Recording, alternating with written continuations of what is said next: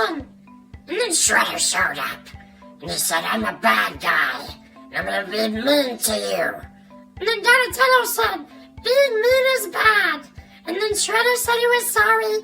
And everyone went to Arby's. The end. Baby Happy Toast, what are you talking about? I'm just reading a Ninja Turtle comic book to Donatello. But you don't know how to read. Yes, I do! No, you don't. Well, nobody really knows how to read. Yes, some people know how to read. I know how to read. You need to be punished! For what? For knowing how to read? If you like to read so much, I'm gonna shrink you down and put you in my comic book!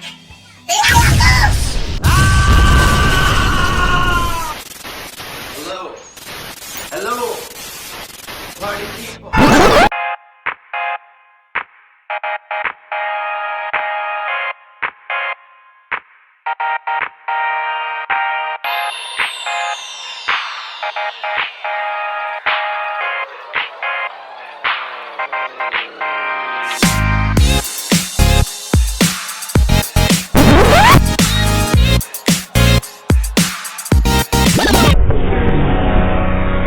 What up, party people? It's your boy, the Radical Reptilian, MC Popsicle!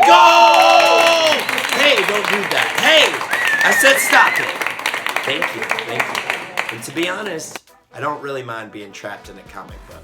I absolutely love comic books, and one of my favorites is Teenage Mutant Ninja Turtles.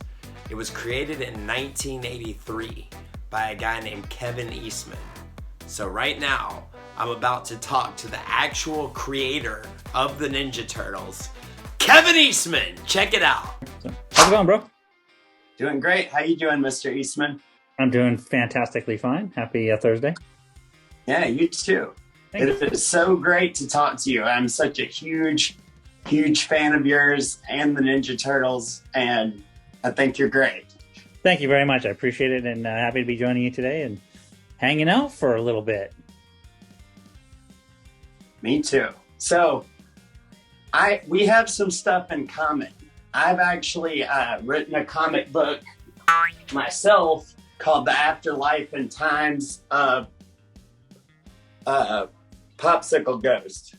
And it's about a popsicle that melts and he dies and he goes to the afterlife and a bunch of crazy stuff happens.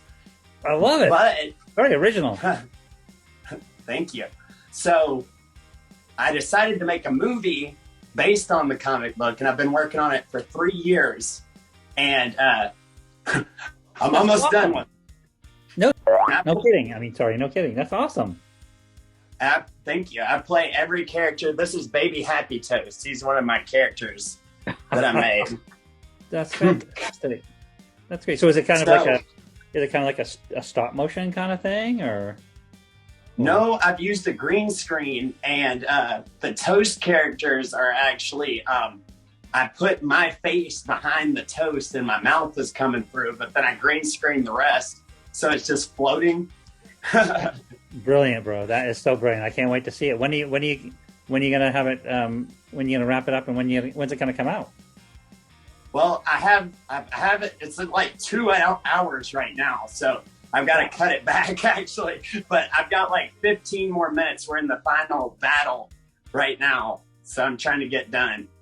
But it's been 3 years. Good for you. Well, that's an incredible amount of persistence and dedication, and that's great. Good for you. That's because it's like a lot of times when people will ask me like. The process of writing a comic book and the time that it takes. A lot of people don't realize, like yourself, you realize the amount of time it takes to be creative, to see your vision all the way through. So if it's, me sitting here and drawing, days and days and weeks to finish a comic book, or you spending 2 years working on the green screen and, building your props and your characters doing stuff, it's time, it's dedication. So that's, I'm very, very proud of you. That's commendable. Thank you very much. That's what I wanted to talk to you about, is because I'll put the work into it and I'll sit there and fiddle with it, I guess, for the rest of my life.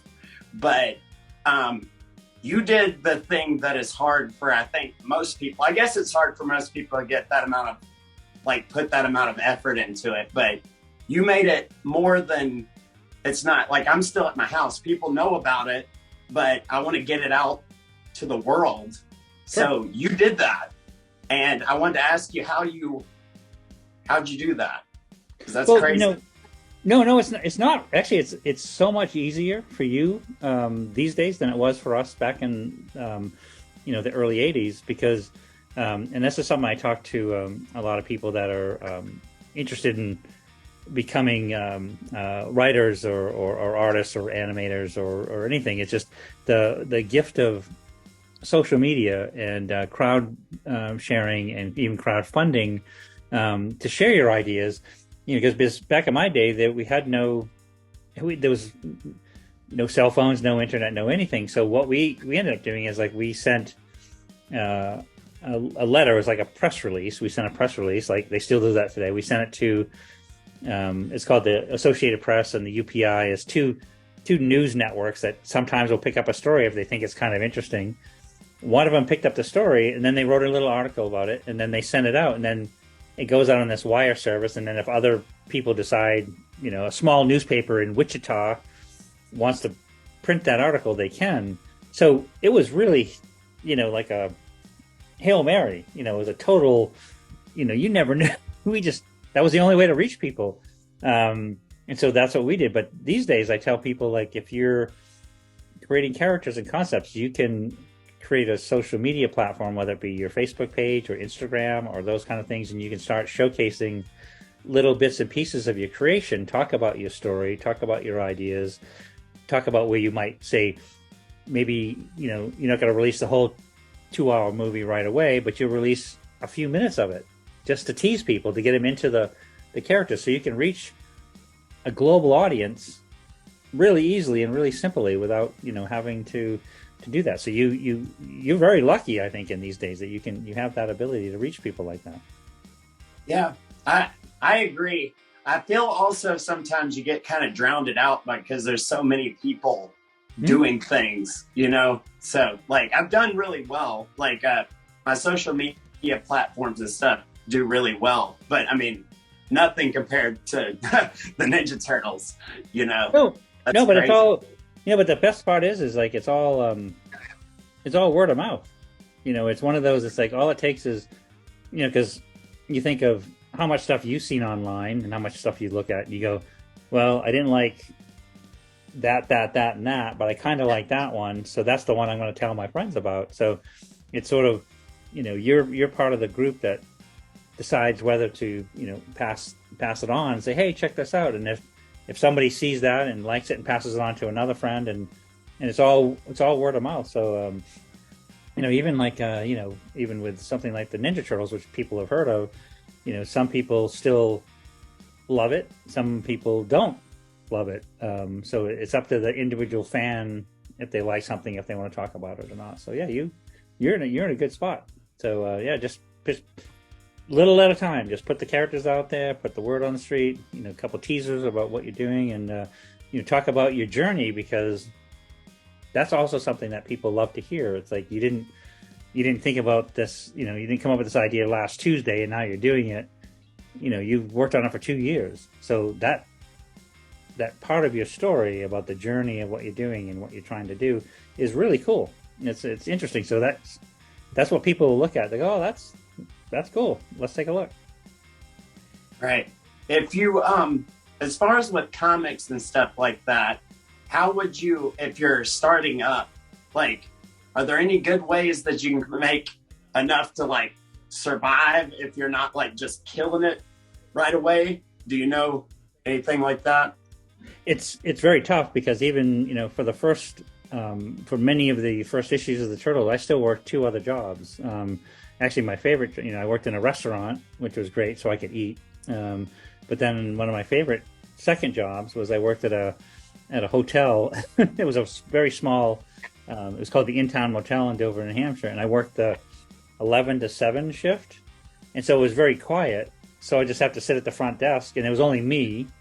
And so I would actually be able to draw at work. They didn't know. I kind of kept it secret, but it was But it took a while to get the word out there and build the audience and start making enough sales where then you could just pay for your your rent and pay your bills from just doing your work. But I worked I worked in hospital kitchens, I worked in restaurants, I worked in a comic store, I worked in a library, I worked in so it's not an easy road, but you gotta you gotta figure out a way to make it through, because it's not instant. Right. How did you guys run into Mark Friedman?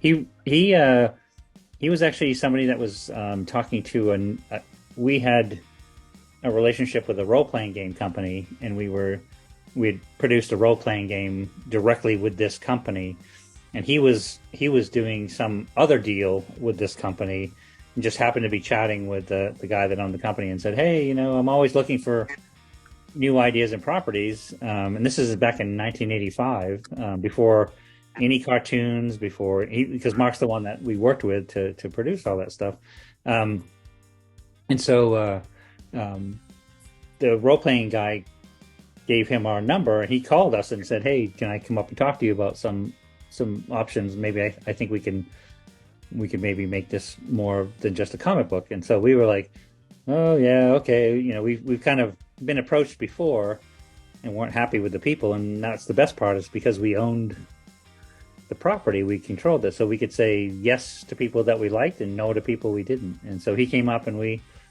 discussed it and decided to move together carefully and cautiously and see how it goes. So but yeah, it was completely accidental. Well, it seemed to work out really, really, really well. That's crazy. It is. I mean, that's how the best scenarios work at times. As long as you're aware, and you have a very unique and original idea, so you have to be protective of that idea. And so we were protective. So we said, if we're going to work together, then we're going to do it at under a way that makes Peter and I feel comfortable. So right. When I was reading, like, you would go to Comic Cons and stuff when y'all are first starting to push the comics. Is that right? Where y'all go into those type of things at the beginning? Yeah, and there weren't that many, and because we were living in New England. We lived in Maine and New Hampshire, and so the closest, there was a couple of small ones. It was kind of like a comic book Comic-Con, but it was more like a flea market, that they sold comics. And so there was some smaller ones that we went to, and we went and did a couple signings at some comic book stores. But there was only one other show that was pretty good size in New York City that we went a couple times, but otherwise it was just we didn't, there was, if we didn't get in the car and drive there and do it, then we weren't able to do it. But these days, again, there's so many Comic Cons and so many shows and so many things that you can go and promote the stuff. It's a really good opportunity to reach an audience, a wider audience. So, see, I never thought about Comic Con that way, as like putting out your stuff. I kind of thought of it as like a theme park where you went and saw all the stuff that was super big. But I guess so. I guess that'd be a good idea too. I guess you should get a booth or something and just talk to people, or go walk around, meet people. But I think that for the first time or two you go to a show, if you've never been to one, go walk around and check the place out and talk to some people, especially because they always have like what they call like an artist alley, which is a place where up and coming artists, which don't have publishing deals, or they're looking to reach an audience, or maybe they have a fan base that they only reach online and stuff like that they can get a booth. And I don't think it's very expensive, but I would, even the first couple, I would just go and walk around and talk to people. Like, how did you, ask those people the same kind of questions you're asking me, and show them some of your stuff and tell them what you're trying to do, and say, this is what I'm trying to do. And it's a great community. They'll definitely help you along the way. Okay. And you've kind of delved into this, but were you to start today, if everything restarted and you were starting right now today, what would you do if you wanted to do the same thing? You would do social media. But I mean, what else would you do to try to get the word out and move forward? That would be it. It's really because it's that social media has replaced almost